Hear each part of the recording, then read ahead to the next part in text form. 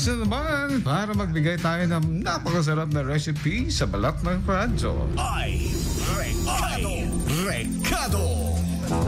Ito, idol, madali na lutuin ito dahil napakamura at abot sa kayang halaga.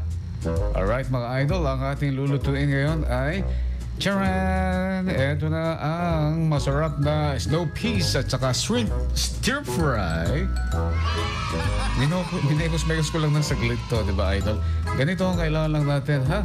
Kailangan lang natin ay light soy sauce at saka 1/4 cup ng water mula sa prime water. Oyster sauce at kailangan din natin ng Chinese cooking wine at saka cornstarch and also tablespoon ng sugar at saka teaspoon ng pepper and canola oil at saka yung snow peas. Anat na gana kami ti Ilocano detan basta tekas lalang among detan di snow peas kung namlat at vegetable area mga taga vegetable area. At kailangan din natin ng celery and carrots and also eggs. Yung maliliit lang, ano? Huwag yung itlog ng ostrich. Malaki masyado yan. Tsaka wala kang mabibili na ito. Yung quail eggs o kaya itlog ng pugo. Ayan, ha? Hindi yung pogo, ha? Pugo. At saka kailangan din natin ng shrimp. Ang kailangan lang natin dyan ay kalahating kilo. Ayos ba tayo dyan, mga taga Baccara Terminal? Magandang araw din sa inyo lahat. At dyan din sa may Anson Commercial and Wide West Commercial. At pagkatapos, cloves ng garlic and also onion. Sa isang bowl, i-combine natin ang soy sauce, oyster sauce, Chinese cooking wine. Kung walang Chinese cooking wine, marami namang cooking wine sa palengke.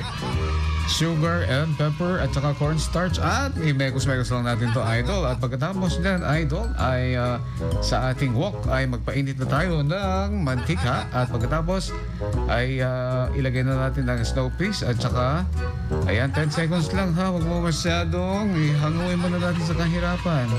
Tapos ilagay natin yung carrot, celery at 30 seconds lang yan, wag masyadong lutuin.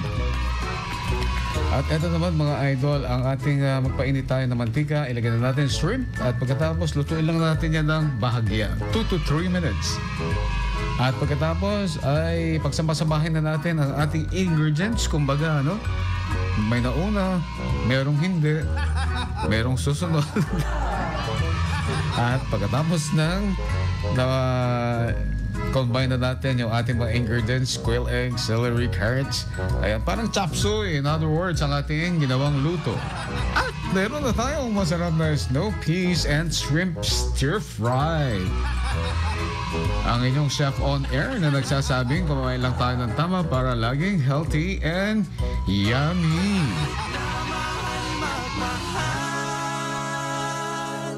Kung